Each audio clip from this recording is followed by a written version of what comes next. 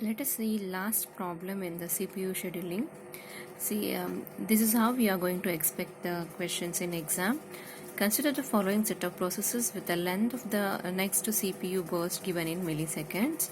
The processes are assumed to have arrived in order all at time 0.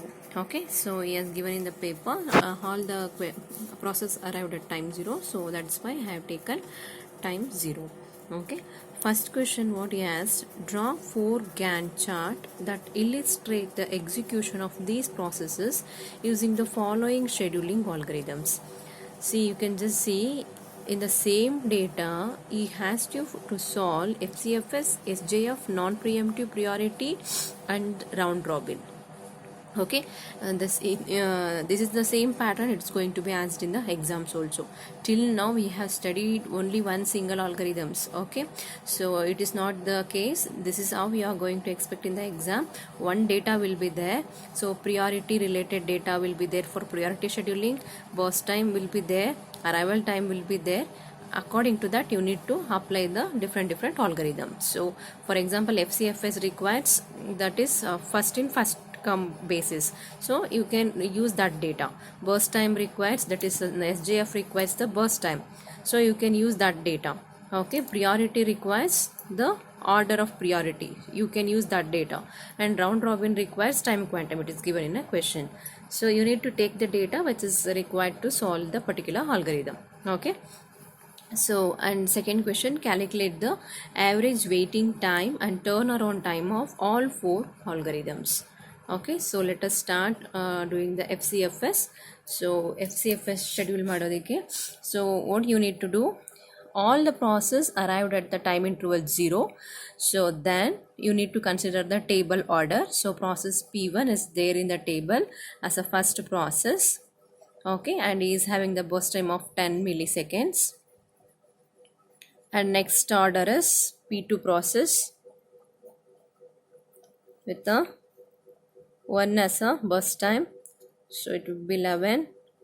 P3 process 2 as the burst time, and P4 process I think 1 as the burst time, and last is the P5 process, and 5 as the burst time.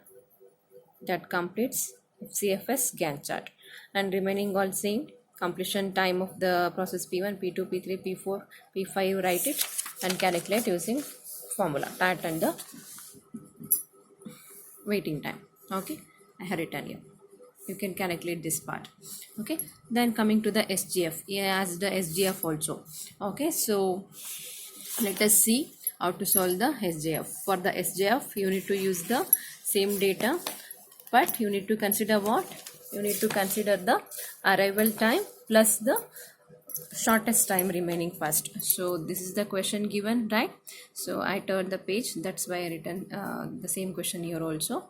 Okay, so here in order to schedule SJF, we need to consider the arrival time, since all the process arrived at the same interval. Okay, all the process arrived at the same interval.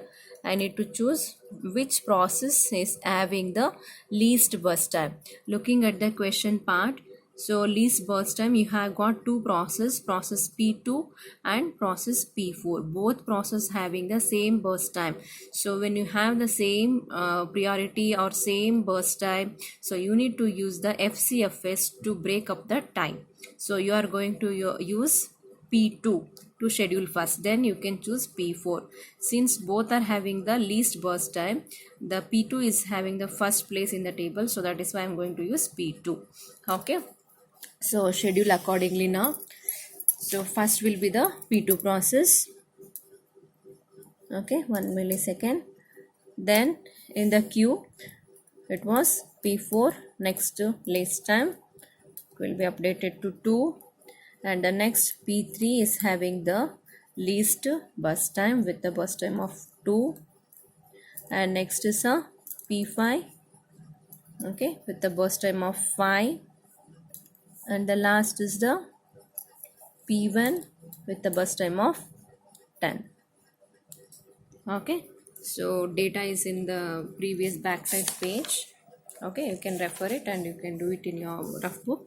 Okay, so SJF and apply the TAT and the WT formula. Okay, so why I am choosing the non-preemptive SJF here? So when the data given is same, that is arrival time is same, I cannot perform SRTF, SJF preemptive scheduling, I cannot perform. So that is why when the question is asked with the SJF, I have directly done non-preemptive SJF. Okay, by looking at the arrival time only I can decide whether it is a non-preemptive or preemptive. So arrival time is 00 and all are same, so then it is definitely non-preemptive SJF. So that is, he has, to make you confused, he has given SJF. You need to decide whether to do SRTF or the SJF. If it is given with the 0 1 2 3 as arrival time, you need to do non-preemptive as well as the preemptive. Okay, both you need to do. Okay, since he has given only the arrival time 000, you can perform only non-preemptive. Okay, preemptive is not possible with the same arrival time. Next, coming to the non-preemptive, so you can keep the question on other side and cross verify. So in the non-preemptive, first priority, we are going to choose a process P2. One I have taken as the highest priority, as not mentioned in the question. I think he mentioned, let us see. Yeah, smaller priority number implies the highest priority, means smaller number means higher priority. 1 means higher priority is given. Okay, if it's not given means what you need to do, you need to take the means 1 as highest, 2 as the next highest, and so on. So here also you can observe there are two processes with the same priority, P1 and P3. So which one you are going to choose? So you need to choose the P1 as a first preference because he is there in the table as a first process. Okay, whenever tie-up comes, always use the FCFS to break up the tie. So now process P2 is having the highest priority. So then scheduling time is 1. Next priority is process P5. Okay, he is having the priority of 2 and the burst time will be updated. And next you got P1 as well as P3, both are having the same priority. I'll choose P1 because he is there in the first place in the table, so it will be 16. Next I am going to choose P3, so P3 will be 3, that is 16 plus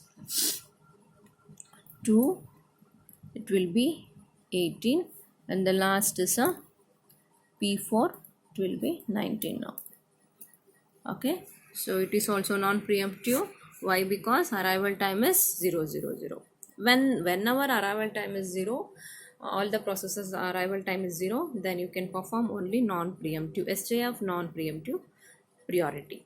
Okay, next coming to the last question, that is a round robin. You can calculate these parts. Okay, so round robin, he has given a time quantum of 1. Okay, so you need to interrupt the processes based on the time quantum 1. Okay, so first process in the table is which process? You can refer this also, there is no issues. So process P1 is there, assign 1 millisecond for M. Next row is there, process P2. There is no confusion in round robin also because all process arrived at time millisecond 0 only. So it's easy. So next allot for P2 process. Okay, so one chance for P2, and then next allot for P3. Okay, so just update this P2 also. P2 got only 1 millisecond burst time, actually completed here, so you need to keep track of this one as I explained in the round robin problem. Okay, so I hope you update those parts. Then P4 you can assign plus one more chance, then again you can give chance for P5, then one round completed. Again I'm starting with P1 because he is having 10 milliseconds, so 6. Then again P3, I left with the P2. Why? Because he completed.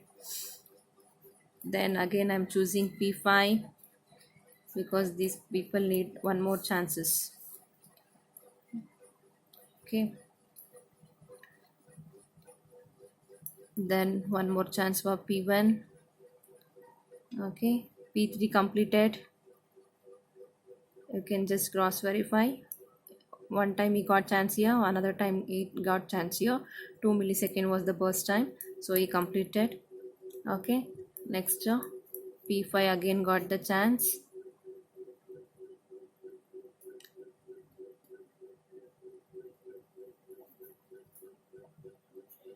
Then P1 again. You can just cross verify. Okay, then again give chance for P5. Still he is having burst time.